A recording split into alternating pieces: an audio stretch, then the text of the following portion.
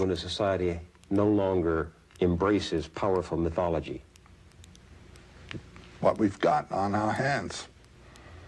As I say, if you want to find what it means not to have a society without any rituals, read the New York Times. And you'd find? Well, the news of the day. Wars, young people who don't know how to behave in a civilized society. I imagine 50% of the crime is by young people in their 20s and early 30s that just behave like barbarians. Society has provided them no rituals by which they become members. There's been a reduction of ritual. Even in the Roman Catholic Church, my God. They've translated the Mass out of the ritual language into a language that has a lot of domestic associations. So that, I mean, every time now that I read the Latin of the Mass, or something, I get that pitch again that it's supposed to give, a language that throws you out of the field of your domesticity, you know? The altar is turned so that the priest's back is to you, and with him you address yourself outward like that.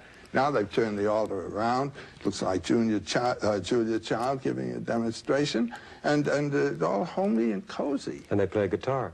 They play guitar. Listen, they've forgotten what the function of a ritual is to pitch you out, not to wrap you back in where you have been all the time.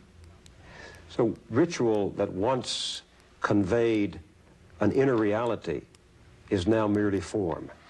And that's true in the rituals of society and the personal rituals of marriage and religion. Well, with respect to ritual, it must be kept alive. And so much of our ritual is dead. It's extremely interesting to read of the primitive elementary cultures, how the folk tales, the myths, they are transforming all the time in terms of the circumstances of those people. People move from an area where, let's say, the vegetation is the main support, out into the plains. Most of our plains Indians in the period of the horse-riding Indians, you know, had originally been of the Mississippian culture along the Mississippi in settled dwelling towns and agriculturally based villages. And then they received the horse from the Spaniards, and it makes it possible then to venture out in the plains and handle the great hunt of the buffalo herds, you see. And the mythology transforms from vegetation to buffalo. And you can see the structure of the earlier vegetation mythologies under the mythologies of the Dakota Indians and the Pawnee Indians and the Kiowa and so forth. You're saying that the environment shapes the story? They respond to it, do you see?